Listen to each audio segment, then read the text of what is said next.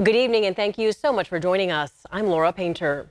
State officials appear to be reevaluating the conditional release of a sexually violent predator in Placer County.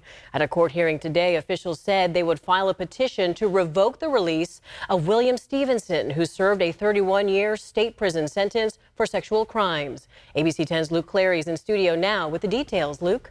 Well, Laura, today's hearing was relatively quiet. No cameras were allowed in the courtroom, but what we heard was significant in the ongoing debate over where to place a sexually violent predator after serving his time. For more than 2 years, the California Department of State Hospitals has been looking for a place in Placer County to release sexually violent predator William Stephenson. This after Stephenson completed his prison term. But recently, the court received a letter from a DSH doctor asking to amend his opinion regarding Williamson's release. Because of that, Liberty Healthcare, the conditional release provider, said it would file a report requesting to revoke his outpatient status. It comes after years of opposition among Placer County residents. What is your fear if Mr. Stephenson is released? Well, that he'll do it again. Stephenson was first arrested in 1985 for indecent exposure and then for sexual violence in 1991.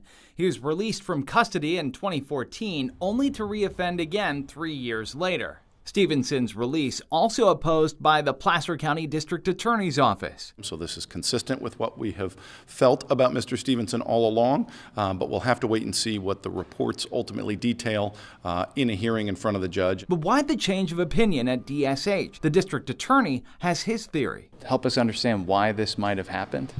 Something occurred during the course of Mr. Stephenson's treatment that could range in what it could be. I would be speculating at this point, but it was something significant enough for the Department of State Hospitals to want to keep him within the custody of the Department of State Hospitals for further treatment. He said his office will file a petition to revoke Stephenson's release, but it will be up to a judge to decide.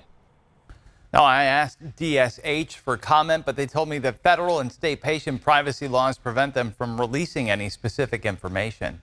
Meanwhile, it was revealed in court today that the property that Liberty Healthcare had identified for Stephenson's release is no longer available on the market. Stephenson's next hearing is set for March 17th. Laura? All right, Luke Clary, keep us posted. Thank you.